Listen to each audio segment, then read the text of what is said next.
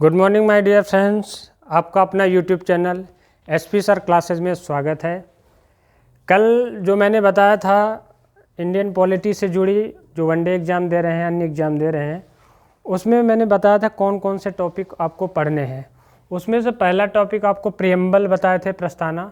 तो भारतीय संविधान का मुख्य पार्ट है एक प्रस्तावना दोस्तों।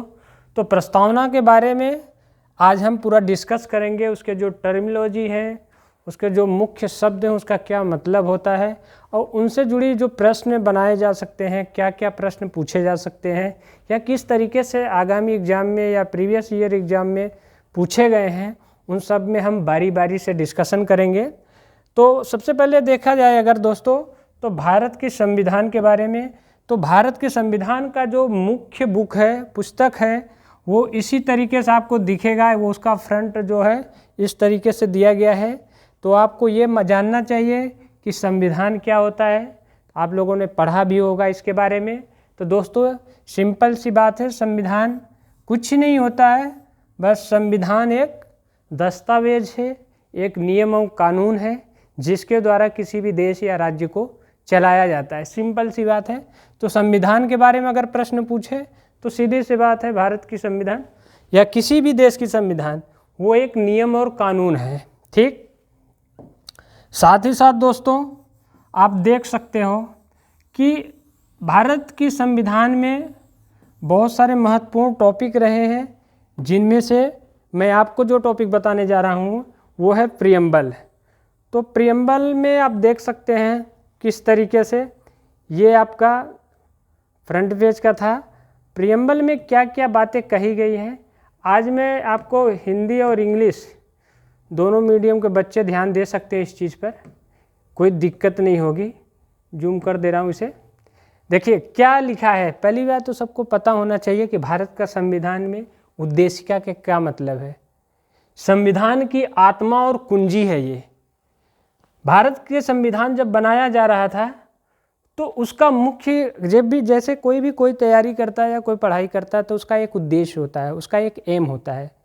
तो उस तरीके से जब देश का संविधान बनाया जा रहा था तो उसका उद्देश्य क्या होना चाहिए, तो उस ड्राफ्ट को तैयार करने के लिए उद्देशिका को यानी प्रियम्बल को बनाने में किस तरीके की बातें कही गई हैं तो उसके बारे में हम डिस्कशन करते हैं दोस्तों।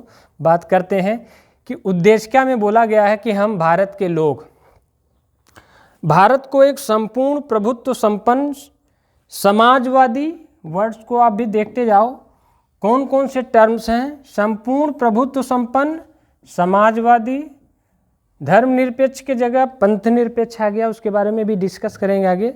लोकतंत्रात्मक गणराज्य बनाने के लिए तथा उसके समस्त नागरिकों को सामाजिक, आर्थिक, राजनीतिक न्याय, विचार, अभिव्यक्ति, विश्वास, धर्म और उपासना की स्वतंत्रता, प्रतिष्ठा और अवसर की समता प्राप्त कराने के लिए तथा उन सब में व्यक्ति की गरिमा और राष्ट्र की एकता और अखंडता सुनिश्चित करने वाली बंधुता बढ़ाने के लिए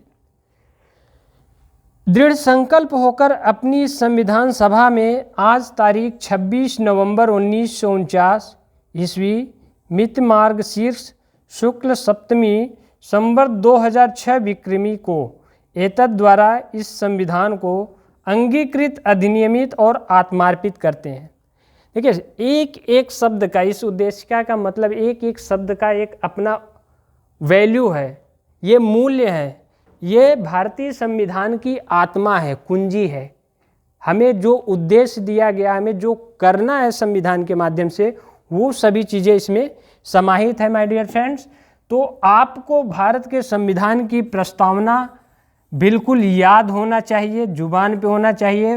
वो चाहे वनडे एग्जाम्स के स्टूडेंट्स हों, एस्पिरेंट्स हों या फिर सिविल सर्विस की तैयारी करने वाले बच्चे हों, उन सबको ये पूछा, जबकि ये आईएएस में एक बार प्रश्न सीधा पूछा गया है, डायरेक्ट प्रस्तावना से पूछा गया, आप देख सकते हो जाकर के। तो यहाँ से प्रश्न आते हैं। तो ये सब कोर पॉइंट्स जहाँ से आपको गलती नहीं करना चाहिए, बिल्कुल बेसिक चीज़ें हैं दोस्तों। आगे देखते हैं, आगे की स्लाइड में देखो, इसी चीज़ को मैंने हिंदी में ही है, इस चीज़ को बिल्कुल क्लियर अलग से दिखा दिया गया है जो टर्मिनोलॉजी है। साथ ही साथ दोस्तों इंग्लिश मीडियम के बच्चे होते हैं उनको प्रॉब्लम होती है हिंदी में, वो बाइलिंगुअल कंटेंट को देख सकते हैं, यहाँ पर उनको पढ़ने में आसानी होगी कि यहाँ पर जो चीज़ें कही गई है, तो हम आपको हिंदी और इंग्लिश दोनों में जहाँ भी प्रॉब्लम होगी हर तरीके से समझाएंगे। तो इसमें जो टर्मिनोलॉजी थी दोस्तों, तो उसके बारे में हम अब बात करते हैं। थोड़ा इसको जूम करके बड़ा कर लेंगे तो आपको समझने में कोई दिक्कत नहीं होगी। तो माय डियर फ्रेंड्स देखिए, यहाँ पर यही चीज़ इंग्लिश में लिखा था जो हमने अभी प्रियम्बल को हिंदी में बताया। तो उसमें एक शब्द आया था सॉवरेन, संपूर्ण प्रभुत्व संपन्न। तो संप्रभुता शब्द जो सॉवरेन शब्द है, सॉवरेंटी, ये देखिए सॉवरेन का क्या मतलब हुआ। सॉवरेन मतलब दोस्तों independent in internal and external affairs, माने हमारा जो भी मैटर है, जो भी मामले हैं, आंतरिक और बाहरी रूप से हमें कोई हस्तक्षेप नहीं कर सकता। ठीक है, हम इसके लिए क्या है, इंडिपेंडेंट हैं, बिल्कुल स्वतंत्र हैं। कोई दूसरे देश हमारे ऊपर अपना नियम कानून नहीं थोप सकता है। तो बिल्कुल इंडिपेंडेंट है, किस तरीके से, इंटरनली और एक्सटर्नली। ठीक है, नेक्स्ट पॉइंट है दोस्तों, यहाँ पर देख सकते हैं ये सॉवरेन एंड सोशलिस्ट। सोशलिस्ट का मतलब यहाँ पर हुआ कि equal distribution of wealth, social justice. यहाँ समाजवाद का क्या मतलब, दो शब्दों को बिल्कुल ध्यान देना है कि जो डिस्ट्रीब्यूशन होगा, जो वितरण होगा, वो बिल्कुल इक्वल होगा, समान होगा। किसका, वेल्थ का, वेल्थ मतलब धन का, आर्थिक रूप से, और सोशल जस्टिस, और जो न्याय मिलना चाहिए, जो हमें सामाजिक न्याय मिलना चाहिए, समाज में हमारी जो एक न्याय स्थापित करने की वो है, बिल्कुल हमें बराबर होना चाहिए। ऐसा नहीं कि बिल्कुल कोई डिस्क्रिमिनेशन हो, भेदभाव हो। तो सोशल जस्टिस, सोशलिस्ट का मतलब equal distribution of wealth and social justice. Third point है माय डियर फ्रेंड्स, सेक्युलर। पूछा जाता है हमेशा एग्जामिनेशन में कि what is definition of secular, या सेक्युलर क्या होता है। तो no official state religion, equal respect for all religions. मतलब कि जो धर्म है, हमारे देश या राज्य का अपना कोई धर्म नहीं है, और राज्य को या देश को सभी धर्मों का इक्वल रेस्पेक्ट करने का अधिकार है। ठीक है, और सभी व्यक्ति को अपने अपने धर्म को बढ़ाने का, अपने अपने धर्म को आगे ले जाने का पूर्ण अधिकार है। तो ये सेक्युलरिज्म है। यहाँ पर स्टेट बिल्कुल न्यूट्रल होता है दोस्तों, यहाँ पर राज्य या स्टेट, देश का अपना कोई धर्म नहीं होता है। दैट्स मीन ये सेक्युलर हुआ। डेमोक्रेटिक का मतलब आप यहाँ पर देख सकते हो, डेमोक्रेटिक की डिफिनीशन भी दिया गया है। क्या होता है, democratic means government by elected representative. तो यानी जो गवर्नमेंट, जो सरकार बनाई जाती है, तो उसके जो रिप्रेजेंटेटिव होते हैं, प्रतिनिधित्व होते हैं, जिसे हम विधायक बोलते हैं, सांसद बोलते हैं, उनका चुनाव होता है। तो वो जनता द्वारा चुने जाते हैं, उनका इलेक्शन होता है, उन्हें हम वोट देने जाते हैं। चुनने के बाद वो गवर्नमेंट, एक सरकार बनाई जाती है, एक सरकार बनाते हैं। तो ये डेमोक्रेटिक हुआ। डेमोक्रेटिक मतलब of the people, by the people, for the people. यानी जनता का, जनता द्वारा, जनता के लिए जो किया गया शासन होता है, वो लोकतंत्र होता है। तो दोस्तों यहाँ पर एक छोटी सी नोट्स के रूप में देख सकते हैं कि डेमोक्रेसी का यहाँ डिफाइंड किया गया है। डेमोक्रेसी क्या है, यानी लोकतंत्र को बताया गया है। तो लोकतंत्र दो शब्दों का मूल मंत्र है, दो शब्दों का है। लोक मतलब होता है जनता, यानी पीपल, और तंत्र का मतलब होता है शासन। तो कैसा शासन है दोस्तों, जनता का शासन। यानी जो जनता का शासन मतलब जो भी पावर दिया गया, आप प्रियम्बल में ये जो फर्स्ट लाइन दिया गया, we the people of India, democratic, ये रिप्रेजेंट करता है कि यहाँ पर सोर्स ऑफ अथॉरिटी दिया गया। देखो, we the people of India, या नोट्स में देख सकते हो कि constitution derives its power directly from the people, यानी कि जो ये लिया गया है, ये जो पावर दिया गया है आपको संविधान में, ये बिल्कुल किसके पास होता है? लोकतंत्र कहता है ये जनता के पास होता है। वी द पीपल मतलब हम भारत के लोग। तो ये रहा आपको डेमोक्रेसी। आप यहाँ से लोकतंत्र को समझ सकते हैं क्या डिफाइंड है। लोकतंत्र में जो भी पावर होता है वो जनता द्वारा होता है, यानी जनता के पास पावर होता है, इसलिए इसका डिफिनीशन आप देख सकते हो दोस्तों। और आगे की स्लाइड में मैं दिखाता हूँ। नेक्स्ट पॉइंट यहाँ पर है माय डियर फ्रेंड्स, एक शब्द छूट गया यहाँ पर है रिपब्लिक। रिपब्लिक यानी गणतंत्र। रिपब्लिक मीन्स होता है head of state is an elected president not a monarchy. मतलब कि पहले जैसे क्या था कि राजतंत्र था, तो वहाँ पर राजा का शासन था। राजा क्या होता था दोस्तों कि राजा के पास ही सभी पावर होते हैं। जैसे सरकार के 3 अंग होते हैं, विधायिका, कार्यपालिका, न्यायपालिका। तो ये तीनों शक्तियाँ राजा के पास होती थी, राजा ही सब कुछ था। तो ये पावर क्या किया गया कि हेड ऑफ स्टेट जो होगा वो इलेक्ट किया जाएगा, चुना जाएगा, जो प्रेसिडेंट के रूप में, अध्यक्ष के रूप में, तो राष्ट्रपति के रूप में चुना जाएगा दोस्तों। तो वो बिल्कुल है नॉट मोनार्की की। ऐसा नहीं कि वो वंशानुगत हो कि राजा का बेटा जो प्रिंस होगा, राजकुमार, वही फिर बनेगा, ऐसा नहीं है। इसीलिए इसे रिपब्लिक कहा गया। नेक्स्ट पॉइंट में हम देखेंगे।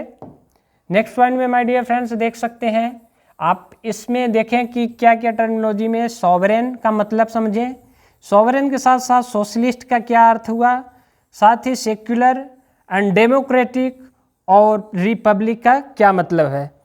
और यह सोर्स जो लिया गया, इसकी जो अथॉरिटी है, source of authority we the people of India, वो लोकतंत्र को दर्शाता है, जो संपूर्ण पावर और सत्ता और शक्ति को भारत की जनता को दर्शाता है। साथ ही साथ दोस्तों नेक्स्ट स्लाइड में आगे बढ़ा के देखते हैं। आगे यहाँ पर है ऑब्जेक्टिव ऑफ द प्रिएम्बल। बिल्कुल यहाँ पर देख सकते हैं। नेक्स्ट पॉइंट क्या है दोस्तों, अगले पॉइंट में देखते हैं कि यहाँ पर जो ऑब्जेक्टिव दिया गया है, थोड़ा सा नीचे कर लेते हैं। यहाँ पर जो ऑब्जेक्टिव दिया गया है दोस्तों, आप देख सकते हो जस्टिस, कितने तरीके के जस्टिस की बात कही गई है, न्याय की बात कही गई भारत के संविधान प्रस्तावना में। तो जस्टिस है सोशल, इकोनॉमिक एंड पॉलिटिकल, यानी सामाजिक, आर्थिक और राजनीतिक न्याय की बात कही गई है। तो दोस्तों इसका मतलब है कि ensure equality, eliminates discrimination and guarantees basic amenities and equal political participation for all citizen. मतलब भारत के जो लोग हैं उनके साथ कोई भेदभाव न हो, भारत की संविधान इस बात की गारंटी देता है, अधिकार देता है समानता का अधिकार में। साथ ही साथ equal political participation for all citizens, यानी वो जो पार्टिसिपेट करेंगे पॉलिटिकली रूप से, राजनीतिक रूप से, वो बिल्कुल इक्वल होना चाहिए, उसमें कोई डिस्क्रिमिनेशन नहीं होना चाहिए, कोई भेदभाव नहीं होना चाहिए। तो सोशल, इकोनॉमिक और पॉलिटिकली रूप से भारत के संविधान में भारत के नागरिकों की न्याय की बात कही गई है। दोस्तों नेक्स्ट पॉइंट में एक स्वतंत्रता की बात कही गई है कि भारत के नागरिकों को, जो सिटीजन्स हैं इंडिया के, उनको किस तरीके की लिबर्टी की ज़रूरत है, किस प्रकार की लिबर्टी चाहिए। तो जो उनको स्वतंत्रता की बात कही गई तो वो थॉट्स एक्सप्रेशन है, यानी विचार, अभिव्यक्ति, एक्सप्रेशन में अभिव्यक्ति, बिलीफ विश्वास, धर्म एवं उपासना, देखो वर्शिप पूजा पाठ करने की, और फेथ उपासना। तो इन तरीकों की आप भारत के संविधान के प्रियम्बल में भी पढ़ें कि किस प्रकार की स्वतंत्रता की बात कही गई है। तो लिबर्टी हमें चाहिए भारत के नागरिकों को, thought expression, belief, faith and worship, that's mean safe God fundamental freedoms allowing individual to think, express and practice their beliefs without fear, बिना किसी भय के। बिना किसी भय के, बिना किसी भेदभाव के इस तरीके की स्वतंत्रता की बात कही गई है भारत के संविधान के प्रियम्बल में दोस्तों। नेक्स्ट पॉइंट इक्वलिटी की बात करता है प्रियम्बल में कि इक्वलिटी किस तरीके की होनी चाहिए, स्टेटस एंड अपॉर्चुनिटी। तो प्रतिष्ठा और अवसर की समता दोस्तों, अवसर सबको मिलना चाहिए, स्टेटस सबकी होती है अपनी अपनी, तो प्रतिष्ठा और अवसर की समता प्राप्त कराने के लिए तो समता किस तरीके का होना चाहिए, स्टेटस और अपॉर्चुनिटी। इसका मतलब हुआ कि assure equal legal status, access to opportunities for growth regardless of social और इकोनॉमिक बैकग्राउंड। तो अब यह इसी जगह पे आप देख सकते हैं जो समानता का अधिकार में कभी कभी डिबेट होता है, ये डिबेट का पार्ट है, लेकिन यहाँ पर जो आरक्षण की बात कही जाती है ये अलग मुद्दा हो जाता है।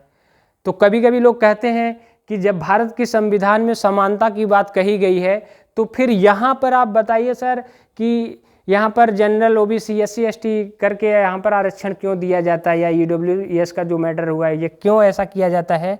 तो दोस्तों यहाँ पर लिखा है ग्रोथ रिगार्डलेस ऑफ सोशल और इकोनॉमिक बैकग्राउंड, ये चीज़ देखा जाता है उनकी आर्थिक स्थिति और सामाजिक स्थिति, क्योंकि जब सामाजिक रूप से जिस तरीके से सामाजिक और आर्थिक रूप से लोगों को दबाया गया, वो इतने पिछड़ गए, उसकी वजह से भी एक ये मुद्दा रहा है जिसकी वजह से आरक्षण का बात होता है।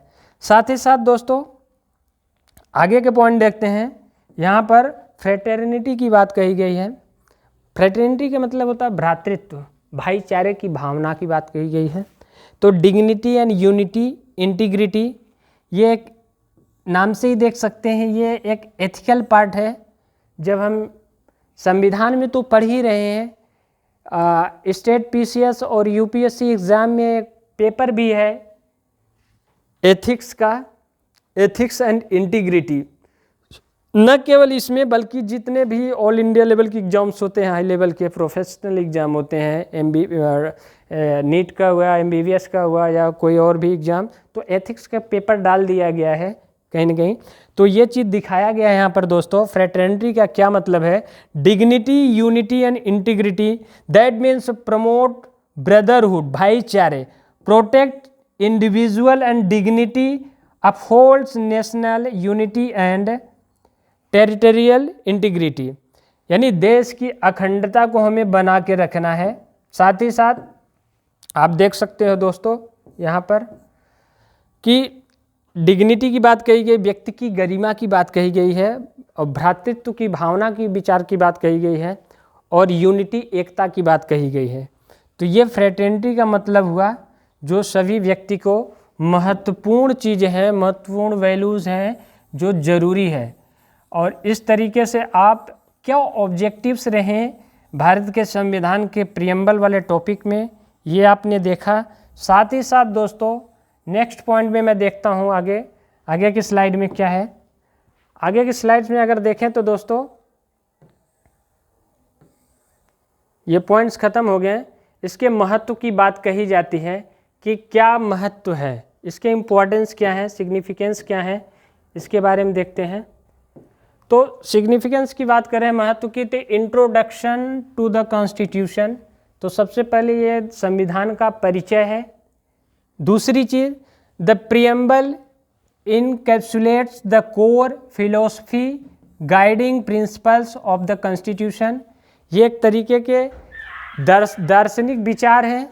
बहुत सारे इस पे अपनी विचारधाराएं दी गई हैं संविधान में, इस प्रियम्बल में यहाँ पर बताया गया है। जिसके साथ ही साथ दोस्तों आप देख सकते हैं नेक्स्ट टूल्स में है interpretative tool, it serves as a reference for courts including the Supreme Court in interpreting constitutional provision। ये टूल्स है जो वैचारिक है, विवादों का है, इंटरप्रिटेशन करने का है कि सुप्रीम कोर्ट ने इसे इंटरप्रिटेटिंग कॉन्स्टिट्यूशनल प्रोविज़न में रखा है इसको, इस चीज़ को आप ये देख सकते हैं। नेक्स्ट इसका सिग्निफिकेंस अगर देखा जाए तो reflection of ideals, the preamble embodies the aspirations of the framers committing to democracy, liberty, equality and justice।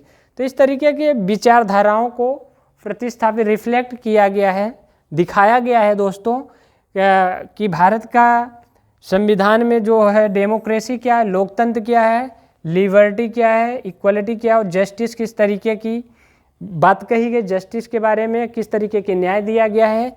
साथ ही साथ माय डियर फ्रेंड्स इसके हिस्टोरिकल कॉन्टेक्स्ट को अगर देखा जाए तो एडॉप्टेड, ये स्वीकार कब किया गया, adopted 26 November 1949, the constitution came into force on 26 January 1953 Republic day. तो 26 नवंबर 1949 को इसे स्वीकार कर लिया गया, अडॉप्ट कर लिया गया। उसके बाद इसे लागू करने के लिए 26 जनवरी 1950 को लागू हो गया, जिसे हम रिपब्लिक डे यानी गणतंत्र दिवस के रूप में मनाते हैं। कभी कभी कन्फ्यूज़न में यह प्रश्न पूछ लिया जाता है कि भारत का संविधान कब फोर्स्ड हुआ यानी लागू कब हुआ या एडॉप्ट कब किया, तो लोगों को इसमें बहुत सारा कन्फ्यूजन रहता है। तो ये बिल्कुल हिस्टोरिकल कॉन्टेक्स्ट में ये नोट्स में अपने लिख सकते हैं, स्क्रीनशॉट लेकर के देख सकते हैं, यहाँ पर दिखाया गया है बिल्कुल।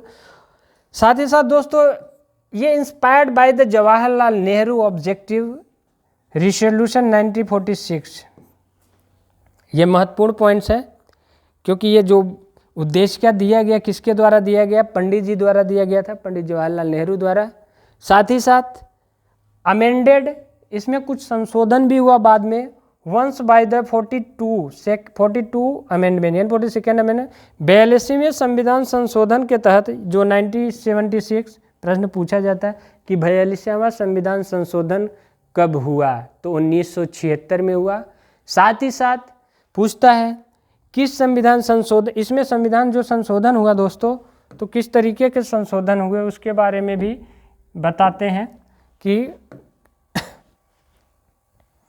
तो यहाँ पर आप देख सकते हो डियर फ्रेंड्स कि सोशलिस्ट शब्द जो समाजवाद शब्द है ये चीज़ें 42 अमेंडमेंट में जोड़ा गया, और सेक्युलर शब्द जो लाया गया, धर्मनिरपेक्ष के जगह पंथ निरपेक्ष शब्द जो इस्तेमाल किया गया, यूज किया गया यहाँ पर, वो सेक्युलर शब्द है, इसी अमेंडमेंट के तहत लाया गया 42। और and changing unity of the nation, एकता यानी राष्ट्र की एकता और अखंडता, इंटीग्रिटी ऑफ द नेशन, ये भी शब्द जो लाया गया है दोस्तों। तो 42वें संविधान संशोधन 1976 के तहत लाया गया है। ये जो हिस्टोरिकल कॉन्टेक्स्ट है यहाँ से ज़्यादा प्रश्न पूछे जाते हैं। बाकी जो ऊपर आपने देखा वो मैंने एक तरीके से समझाया गया कि इसकी जिक्र प्रियम्बल में कहाँ कहाँ किस तरीके की न्याय, समानता और स्वतंत्रता की बात कही गई। साथ ही साथ दोस्तों इसमें कुछ अलग तरीके से प्रश्न भी पूछा जाता है कि दोस्तों इसमें अगर देखा जाए कि वनडे एग्जाम में या जो भी एग्जाम में यहाँ से किस तरीके के प्रश्न पूछे जाते हैं, तो प्रश्न पूछने का क्या तरीका हो सकता है, तो सिंपल से हैं। एक बार हम इसको रीड करते हैं 2 मिनट में, उसके बाद आपको बताते हैं माय डियर फ्रेंड्स। आगे के स्लाइड में देखते हैं इस चीज़ को। ये लास्ट आपका पॉइंट है, संविधान से जुड़ी किस तरीके के प्रश्न पूछे जाते हैं। तो संविधान से जुड़ी प्रश्नों के बारे में अगर देखा जाए, थोड़ा इसे छोटा कर लेते हैं ताकि पूरा चीज़ें दिखाई दे क्लियर। तो माय डियर फ्रेंड्स प्रश्न पूछा जाता है जैसे भारत का संविधान कैसा है, सीधा सिंपल प्रश्न होगा, ऑब्जेक्टिव में ABCD ऑप्शन दिया रहेगा। तो भारत का संविधान बिल्कुल आप यहाँ से देखो, लिखित और विश्व का सबसे बड़ा लिखित संविधान है। और विश्व का सबसे बड़ा संविधान किसका है पूछ लेता है देशों के नाम भ्रमित करने के लिए। तो कभी कभी लोग अमेरिका और जितने भी पावर कंट्रियां हैं उनके बारे में सीधा मार देते हैं, तो ऐसा कुछ भी नहीं है। अमेरिका का संविधान बिल्कुल छोटा सा नोट से है, भारत के संविधान के बराबर नहीं। तो भारत का संविधान सबसे व्यापक है। साथ ही साथ भारतीय संविधान का स्वरूप कैसा है दोस्तों, संरचना में संघात्मक है। आप देख सकते हैं भारत में किस प्रकार का शासन व्यवस्था अपनाई गई है, तो ब्रिटिश संशोधनात्मक प्रणाली है यहाँ पर। नेक्स्ट प्रश्न है दोस्तों, भारतीय संविधान का अभिभावक कौन है, तो अभिभावक ये बिल्कुल प्रश्न आया हुआ है, डिबेट का भी पड़ा है, लेकिन ये क्वेश्चन बहुत अच्छा है। भारतीय संविधान का अभिभावक सुप्रीम कोर्ट यानी सर्वोच्च न्यायालय को कहा जाता है। नेक्स्ट प्रश्न में आप देख सकते हैं संविधान के भारत के संविधान में संघीय शब्द जो है, संघीय शब्द की जगह किन शब्दों को स्थान दिया गया है? तो राज्यों का संघ, संघीय की जगह राज्यों का संघ, जो आर्टिकल 1 है, भारत राज्यों का संघ होगा, तो ये शब्द इस्तेमाल किया गया है। भारतीय संविधान अपना अधिकार किससे प्राप्त करता है? तो अपने अधिकार भारत की जनता से, we the people of India, आपने अभी देखा ऊपर, बिल्कुल। भारत में वैध प्रभुसत्ता किस में निहित है? तो वो संविधान में निहित है, बिल्कुल। जो मेन पावर है दोस्तों वो बिल्कुल प्रभुसत्ता जो है वो संविधान में निहित है। और भारतीय संघवाद को किसने सहकारी संघवाद कहा है? तो ये जी ऑस्टिन ने कहा है, ऐसा पूछा जाता है वनडे एग्जाम में। भारतीय संविधान की संरचना किस प्रकार की है? ये तो कुछ एकात्मक और कठोर भी है, बिल्कुल लचीला भी है। भारत का संविधान लचीला और कठोर दोनों है। लचीला का मतलब होता है कि बिल्कुल उसमें थोड़ा सा परिवर्तन कर सकते हैं। आर्टिकल 368 उसमें अमेंडमेंट करने का जिक्र भी है, संशोधन करने का। साथ ही साथ नेक्स्ट प्रश्न देखते हैं, लिखित संविधान की अवधारणा का जन्म कहाँ जन्म लिया? तो ये फ्रांस में सबसे पहले जो लिखित संविधान की बात होती है दोस्तों, तो वो फ्रांस से लिया गया। और अध्यक्षात्मक शासन का उदय सर्वप्रथम कहाँ है? तो ये संयुक्त राज्य अमेरिका में हुआ है। भारतीय संविधान में नागरिकों को कुल कितने मूल अधिकार दिए गए? 6 हैं। पहले 7 थे, जो संपत्ति का अधिकार था, जो बाद में उसको हटा दिया गया और आर्टिकल 300 क में जोड़ दिया गया दोस्तों। तो कभी कभी पूछा जाता है, अब वो कानूनी रूप से है लेकिन अब वो फंडामेंटल राइट्स में नहीं रहा। भारतीय संघवाद व्यवस्था प्रमुख विशेषता क्या है? तो इसका संविधान की सर्वोच्चता ही इसकी संघवाद की प्रमुख व्यवस्था है। साथ ही साथ दोस्तों, भारत में प्रजातंत्र किस तथ्य पर आधारित है? ये जनता को सरकार चुनने व बदलने का अधिकार है। बहुत ही महत्वपूर्ण पॉइंट है। ये डेमोक्रेसी या लोकतंत्र को दिखाता है कि सरकार सत्ता, जनता जो है सर्कार बना भी सकती है और बिगाड़ भी सकती है। इसीलिए कहा गया है कि we the people of India, जो पावर दिया गया है संविधान में वो पूरा पावर जनता में निहित है। इसलिए इसे कहा गया भारत में प्रजातंत्र किस तथ्य पर आधारित है? तो जनता को सरकार चुनने व बदलने का अधिकार है उसे, बिल्कुल। और नेक्स्ट लास्ट है, जो भारतीय संविधान में कितनी सूचियां अनुसूचियों की बात करती है? तो 12 है। एक दिन हम नेक्स्ट लेकर आएंगे। इसके साथ ही साथ दोस्तों कि अगले स्लाइड्स में मैं लेके आऊँगा कि भारत की अनुसूचियों के बारे में बताएंगे को उसको पूरी डिटेल से। साथ ही साथ दोस्तों, अगर आपको ये टॉपिक अच्छा लगा हो आपको पढ़ने में और इससे जुड़ी जो कमियां आप बिल्कुल कमेंट कर सकते हो। इसी तरह हम आपके साथ लेकर आते रहेंगे। हमारे चैनल के साथ बने रहिए। बहुत बहुत धन्यवाद। नमस्कार।